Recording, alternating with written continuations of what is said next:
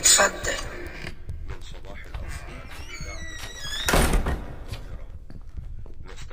التلفزيون اهو اللي قلتلك عليه، معرفش ماله، بقاله كام يوم صورته بتتهز، والنهارده جيت افتحه لقيته ما بينطقش. بصلي عليه وقولي هيتكلف كام تصليح على بال ما اخش المطبخ اوطي على الاكل واعمل لك شاي.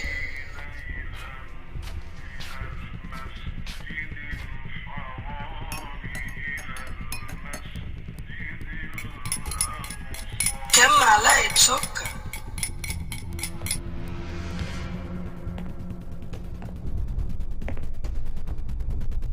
عايز حاجة؟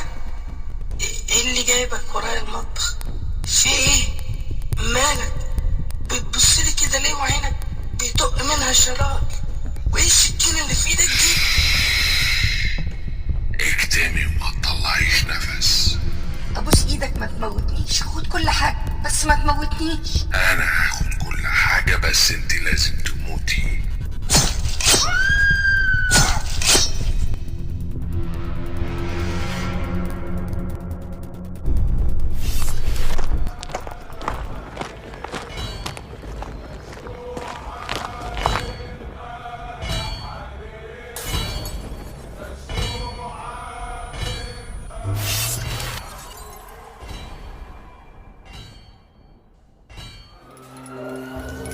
وعندك 3 سكيت والأجدع رجالة. تسلم ايدك يا عم حسن. بقول لك يا عم حسن، قوموا يا استاذ احمد. وفي اللي هناك إيه الزحمه دي؟ وعربيه الاسعاف دي بتعمل ايه هنا؟ حد تعبان ولا ايه؟ هو انتوا ما سمعتوش عن اللي حصل من شويه؟ ايه اللي حصل؟ لا، واحده مقتوله في شقتها. لا حول ولا قوه الا بالله. ويا ترى عرفوا مين اللي قتلها؟ لسه الموضوع طازه يا استاذ احمد. اعوذ بالله يا اخي، انا مش عارف مين يجيله قلب يقتل بني ادم زيه ده. انا ما اقدرش اذبح فرخه. انت هتقول لنا عليك يا ايما؟ ده انت بيغمى عليك لما بتشوف حقن. بتتريقوا؟ ماشي، بس تعالوا نروح نشوف في ايه.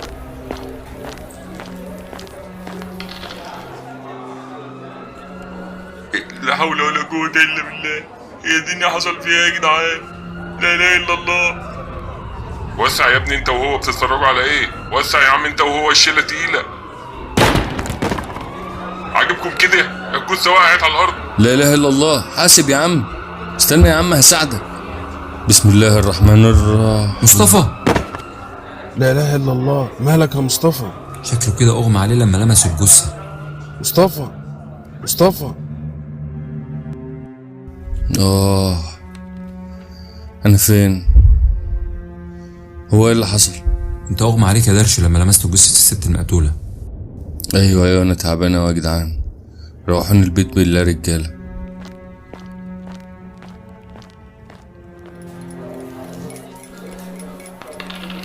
ايه يا ابو حميد، مصطفى اخباره ايه؟ اتصلت بيه ما بيردش، شكله نايم. لسه قافل معاه شويه وتلاقي علي داخل علينا ان شاء الله. شويه ميه والنبي عم حسن. اهو درش داخل علينا اهو. السلام عليكم. عم حسن، واحد سحلب والنبي. عامل ايه يا درش دلوقتي؟ ان شاء الله احسن. الحمد لله احسن كتير. عشان تبطل تتريق عليا، مش كنت بتقول ابراهيم بيغمى عليه لو شاف حقنه؟ صحيح يا درش، ده انت ما لحقتش تكمل الجمله يا راجل اغمى عليك. بقول لكم ايه، انا دماغي مش فايق لهزاركم ده يا جدعان. مالك تاني يا عم؟ مش عارف، حاسس اني مش طبيعي. حاسس بايه؟ مش عارف اوصف لكم، بس زي ما يكون كده دم بارد بيجري في عروقي. دم بارد؟ اكيد. ابراهيم مش وقت هزار. مصطفى قول لنا حاسس بايه بالظبط؟ لما حاولت اساعد بتوع الاسعاف، اول ما ايدي لمست الجثه حسيت ببرد جمد الدم في عروقي. عادي يا درش، الجثث بتبقى متلجه وانت سيد الحرفين. طبعا عارف، بس البرد اللي حسيته ما كانش مره واحده، حسيته زي ما يكون حرفيا ماشي في عروقي بالتدريج. انا متاكد الموضوع ده له تفسير يا درش، بس انت لسه حاسس بالبرد ده يعني؟ لا، بس حاسس اني بشوفه بحلم بأحلام مش بتاعتي، زي ما تكون أحلام وذكريات ومشاهد عدت على حد غيري معرفوش. طب انت فاكر اي حاجة من المشاهد دي؟ عارف الفلاشات المختلفة كده؟ مرة أشوف نفسي في مطبخ مش بتاعنا، مطبخ معرفوش، ومرة أشوف راجل ملامحه مش باينة ماسك سكينة في إيده. استنى يا مصطفى، ابراهيم، هم قالوا انها ماتت مقتوله ازاي؟ متهيألي قالوا انها اخدت كام طعنة بسكين. يعني إيه الكلام ده؟ بصوا، انا متهيألي، بس مش اكيد طبعا ولا منطقي، بس بعد اللي احنا شفناه احنا التلاتة من حاجات ملهاش علاقه بالمنطق اساسا، انا متهيألي التفسير الوحيد ان روح الست دي لبستك لما لمستها. انا قريت قبل كده برضو عن الموضوع ده، ان في ارواح بتفضل متعلقة في الدنيا، بالذات لو كانت اتظلمت او اتقتلت غدر، بتفضل متعلقة لحد ما تنتقم وتاخد بطارها، اللي الامريكان بيقولوا عليه unfinished business. يعني أنت عايز تقول إن أنا دلوقتي روح الست دي لابساني؟ مصطفى، المرة الجاية اللي يجيلك فيها الفلاشات دي حاول تركز في التفاصيل، وحاول تحتفظ بأكبر قدر منها في ذاكرتك، وبعدين نتقابل وتحكي لنا بالتفصيل اللي فاكره من الفلاشات دي، ونحاول نربطها ببعض. أنا تعبان أوي، عايز أستريح. تعال يا درش حبيبي، تعال نروح، وبكرة ان شاء الله تكون احسن.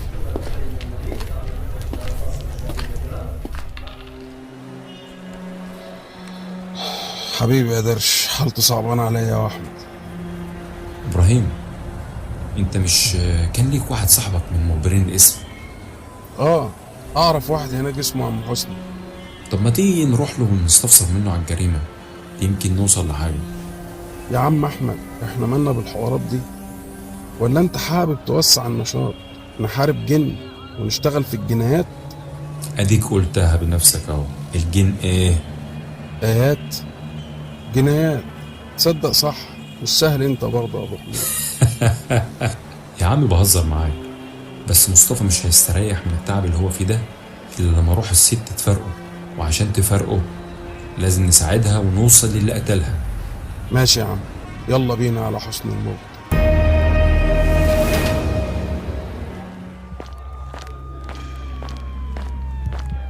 ايه رايحين على فين يا بشوات؟ ايه هي تكيه ولا وكاله من غير بواب؟ السلام عليكم، انا جاي لعم حسني المخبر. عمك حسني؟ طب وريني بطايقك واخويا انت وهو. في أبو خليل، أنا فاكرك مسيطر هنا يعني. مسيطر ايه يا عم؟ وانا قلت لك اعرف مأمور الاسم؟ ده عم حسني ده مش بعيد يكون مسجل خطر وشغلوه مخبر. اتفضلوا بطايقكم يا بشوات، هتلاقوا عم حسني جوه تالت اوضه على ايديك اليمين.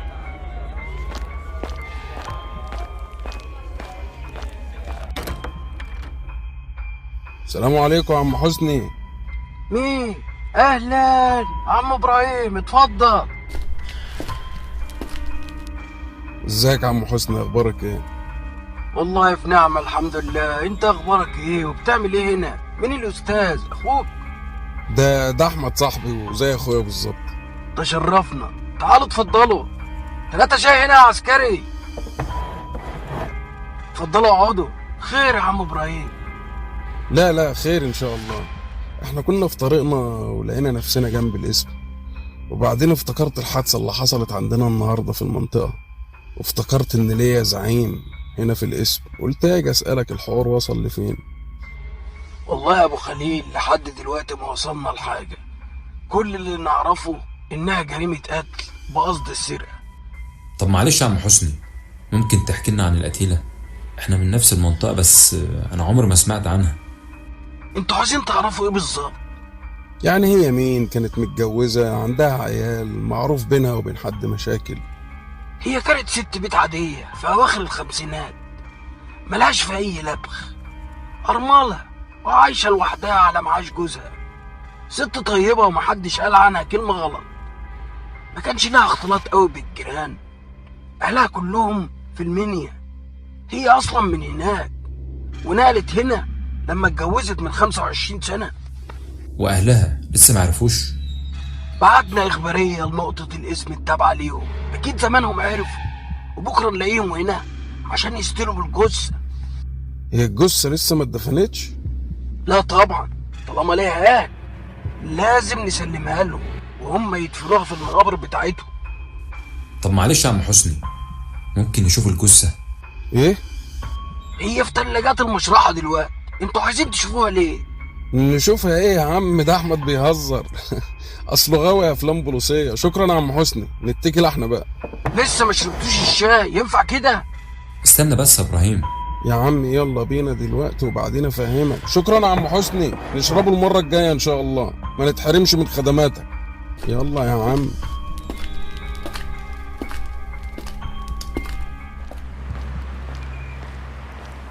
في ايه يا عم؟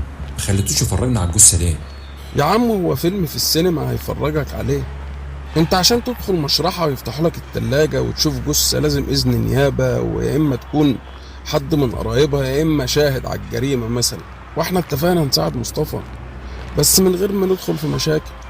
وبعدين انت عايز تشوفها ليه؟ هترفع البصمات؟ لا يا خفيف، بس كنت سمعت ان الجثة عينيها ما بتقفلش لو روحها لسه متعلقة. انا كنت عايز اتأكد بس. احنا لحد دلوقتي مش متأكدين 100% من موضوع انها لبسته. صدق عندك حق.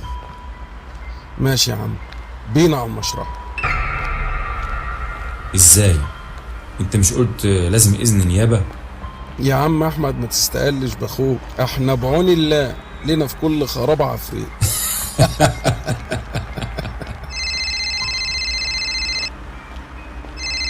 استنى يا ابراهيم، مصطفى بيتصل. الو. الو. ايوه يا درش، عامل ايه؟ انا مش عارف انا فين يا جدعان، انا تايه. تايه؟ تايه يعني ايه؟ لقيت نفسي نازل وفضلت ماشي زي ما يكون حد سحبني من ايدي لحد لما وصلت هنا. ايوه هنا ده بقى يبقى فين يعني؟ والله ما اعرف. استنى كده، في يافطة كبيرة مكتوب عليها المشرحة. انا عند المشرحة يا جدعان. ايه؟ المشرحة؟ في ايه يا عم؟ قلقتني. ابراهيم، قصدي مصطفى عند المشرحة. انا شامم ريحة عبد الرحمن في الموضوع يا جدعان. مصطفى، انا وابراهيم 5 دقايق بعيد عنك، استنى عندك وما تتحركش. سلام.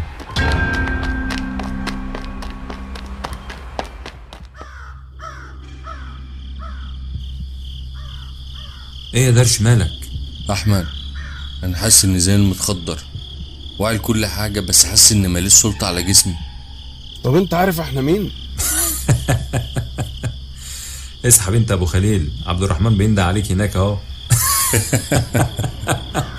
انتوا بتتريقوا تاني؟ طب انا اقطع ايدي من هنا اهو لو ما قابلنا عبد الرحمن جاي يتحنجل في اخر القصة. مصطفى، انت شفت اي فلاشات تاني؟ ايوه، وركزت زي ما قلتولي. دلوقتي ملامح الراجل وضحت بالنسبة لي. يعني لو شفته تعرفه؟ اطلعه من وسط 1000.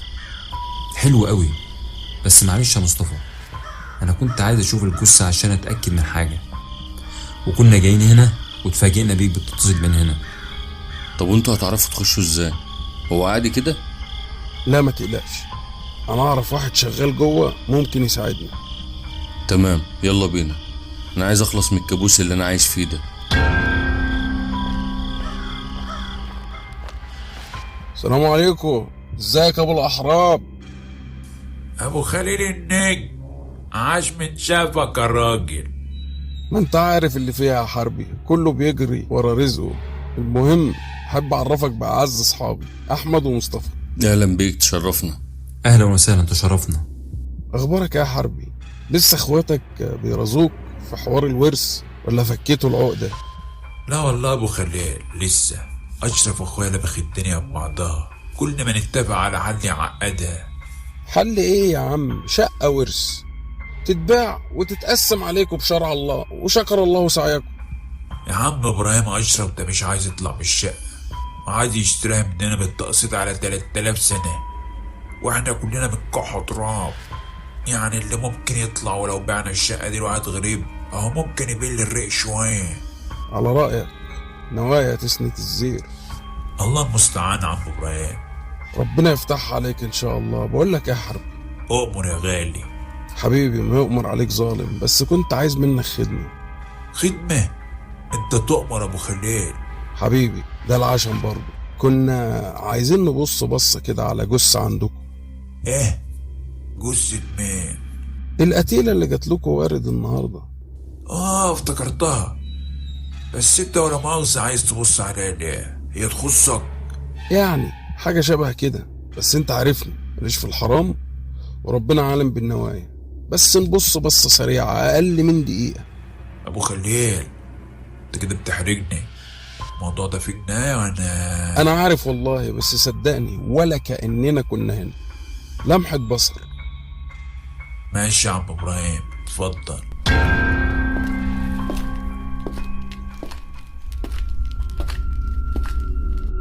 بسم الله الرحمن الرحيم. استر النبي يا رب.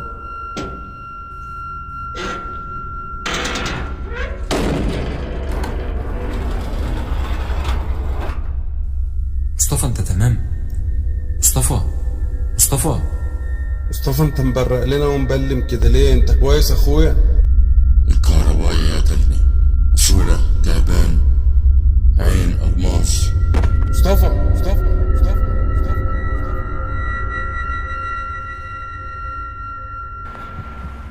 مصطفى مصطفى أنا فين؟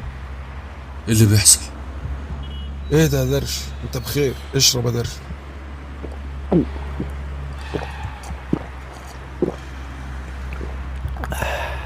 الحمد لله. إيه اللي حصل يا جدعان؟ اول ما دخلنا وحرب فتح التلاجة وطلع جثة القتيلة، انت اتسمرت فجأة، اتكلمت بصوت القتيلة. قلت إيه؟ كهربائي قتلني، صورة تعبان، حاجة كده يعني. يبقى الراجل اللي أنا بشوفه في الفلاشات اللي بتجيلي وهو ماسك سكينة هو الكهربائي. الكهربائي اللي قتلها في المطبخ وسرق مجوهراتها. الله ينور عليك يا درش. كده تبقى سهلة وتحل. إزاي؟ هنلف على كل الكهربائية اللي في المنطقة، ولو شفت حد شبه الراجل اللي بتشوف في الخيالات اللي بتجيلك يبقى هو ده القاتل. بس في مشكلة. إيه هي؟ هنعمل ايه بقى لما نعرفه؟ هنبلغ عنه طبعا. بتهمة ايه؟ قتل الست وسرق صيغتها. اوف، ايه الدليل؟ هنقول لهم روحوا القتيلة لبستك. ايوه، ساعتها يقول لك وماله، تعالى يا قناوي يا ابني هنجوزك هالنوم. هنتصرف ازاي يا جدعان؟ انا متهيألي المواصفات بتاعت الصيغة اللي سرقها ممكن تكون دليل ادانة، بس انا رأيي ما نشغلش بالنا بالموضوع ده دلوقتي لحد ما نلاقي الكهربائي اللي بندور عليه.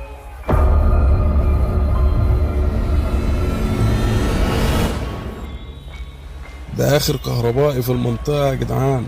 مصطفى، ولا واحد فيهم شبهه؟ لا، الراجل اللي بشوفه شكله مميز، لو شفته هعرفه اول ما عيني تقع عليه. يبقى مفيش قدامنا غير اننا نوسع دايرة البحث.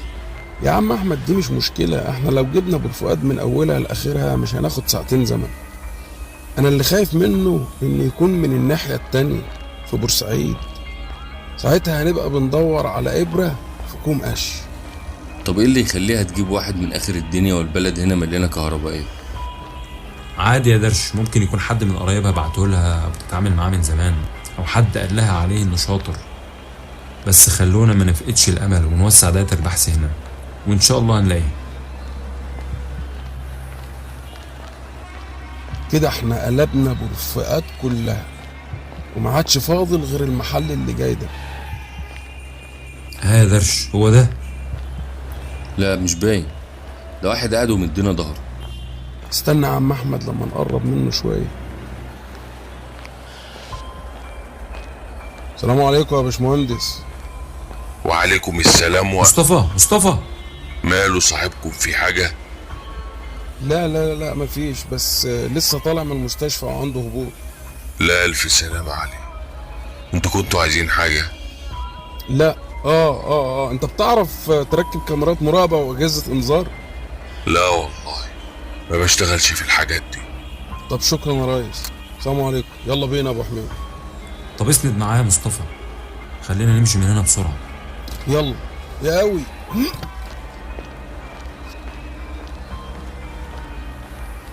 انت متأكد يا درش؟ 1,000,000%. اول ما قربنا منه ولف وبصلنا حسيت ان روح الست المقتولة عايزة تتعلق في رقبة الكهرباء. طب احنا هنعمل ايه دلوقتي؟ روحونا رجالة، انا تعبان قوي. تعالى يا درش نروحك، ان شاء الله هانت قوي واكيد هنخلصك من العذاب ده قريب.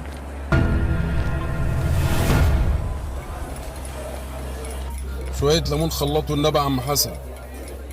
وبعدين يا عم احمد هنعمل ايه في الحوار ده؟ انا فكرت في الموضوع ده طول الليل بعد ما اروح لمصطفى لحد ما وصلت الفكرة ان شاء الله هتخلصنا من الموضوع ده خالص. بجد؟ ايه هي الفكرة؟ صلى على النبي.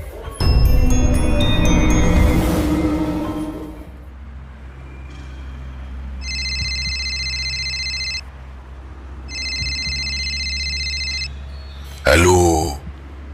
ما قلتليش كم معلقة سكر؟ ايه؟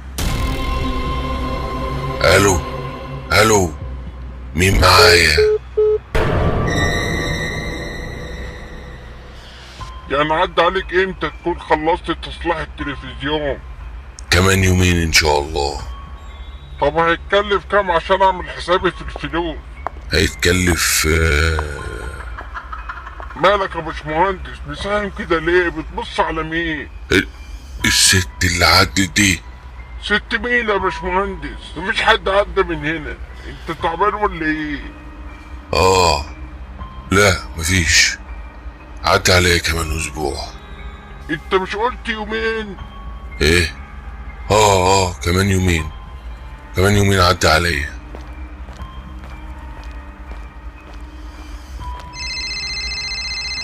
الو. مش هترجع الاسورة التعبان يا حرامي؟ انت مين؟ عايزه مني ايه؟ الو.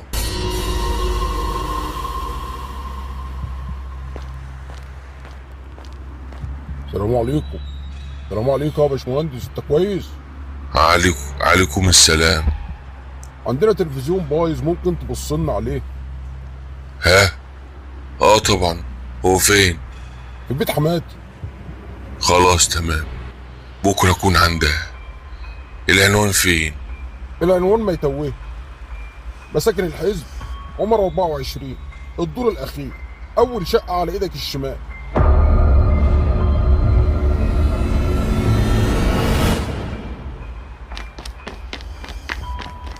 كله تمام يا رجالة؟ ها يا درش، ظبطت الميكروفونات في شقة عمتك عشان نسجل اعترافه زي ما اتفقنا؟ طبعا كله تمام، وهنسمع كل الحوار على موبايله. واكيد عمتك وولادها مش هيرجعوا دلوقتي. ما تقلقش يا عم، انا عملت زي ما اتفقنا بالظبط. خليت امي تعزمهم على الغدا، زمانهم هناك من بدري. تمام، بس الست فاطمة لسه ما جتش، انا خايف تتأخر. الست فاطمة مين؟ الست فاطمة اخت القتيلة. يا عم مش احنا اتفقنا نستغل الشبه الكبير اللي بينها وبين القتيلة، واتفقنا معاها تمثل دور اختها اللي اتقتلت على امل ان الكهربائي لما يشوفها يعترف بجريمته. معلش معرفش اسمها انا اصلا. اوبا، ده الكهربائي جاي هناك اهو. استخبوا عشان ما شفناش. وبعدين كده هيطلع مش هيلاقي حد، هيمشي. فين الست فاطمة اخت القتيلة يا عم؟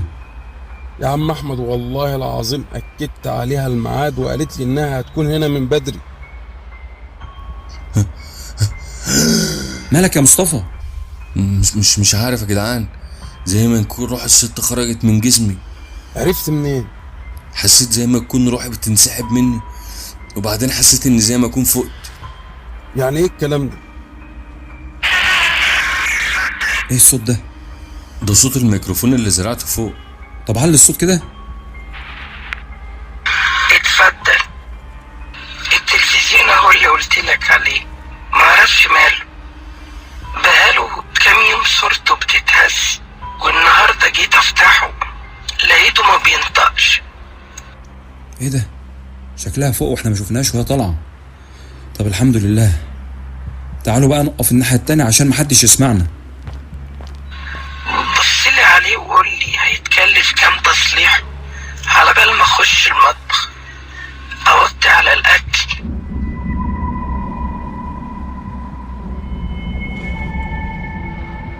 اعمل لك شاي؟ ايه؟ بعت الصيغة ولا لسه؟ صيغة ايه؟ بتقول ايه؟ مش سامعاك. عايز حاجة؟ ايه اللي جايبك ورايا المطبخ؟ في ايه؟ مالك؟ بتبصلي كده ليه وعينك بيطق منها شرار؟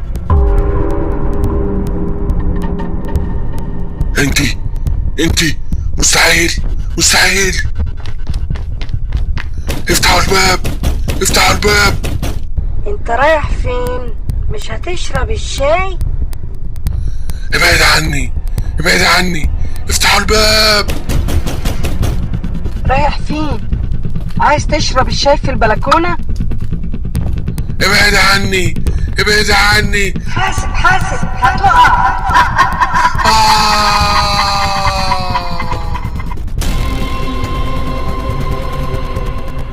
ابراهيم حاسب. يا نهار اسود، ده الكهربائي مات. لا حول ولا قوة إلا بالله. سلام عليكم، معلش اتأخرت عليك. الست فاطمة؟ انت لحقت تنزلي من فوق؟ فوق فين؟ انا لسه نازلة من التاكسي. امال مين الست اللي كانت فوق مع الكهربائي؟